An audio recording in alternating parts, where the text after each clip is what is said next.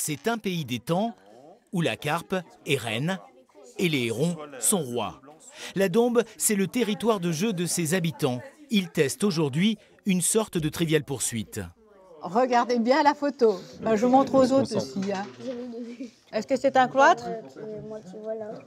Non, c'est une abside. Ouais, vous avez perdu. Le jeu de la Dombe propose 500 questions sur ce secteur du département de l'Ain.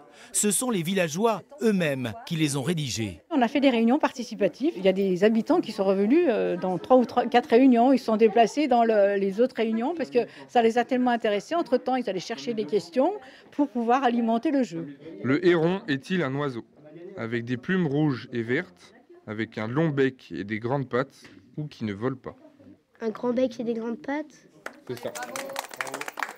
C'est un vrai jeu. Ils ne vivent pas ça comme une instruction, l'école ou une éducation, mais plutôt comme un jeu et une façon de s'amuser. Géographie, histoire, patrimoine, tous les ingrédients d'un jeu de société y sont. Mais derrière, il y a une volonté politique, carrément. Il faut que les dombistes se réapproprient la Dombe. Il y en a beaucoup qui dorment sur le territoire de la Dombe et qui travaillent à l'extérieur. Et en fait, on se rend compte que les habitants ne se sont pas appropriés leur territoire et ont du mal à raconter la Dombe. Donc le jeu permet d'enrichir les connaissances. La communauté de communes distribue des boîtes de jeux aux médiathèques, aux centres de loisirs ou aux EHPAD. Le fameux éditeur Bordier a fabriqué 2000 plateaux, dont certains sont en vente en boutique. Retour chez les testeurs. 1 heure après le début de la partie, qu'en pense-t-il?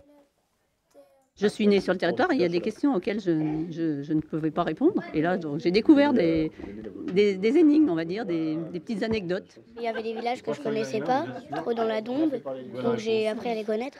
C'est rigolo, on peut apprendre des trucs, on peut apprendre plein de trucs. Par exemple, on ne savait pas que le canard il faisait un certain bruit. Le cancan du canard, en voilà une trouvaille digne de la Dombe. On va nous poser une question.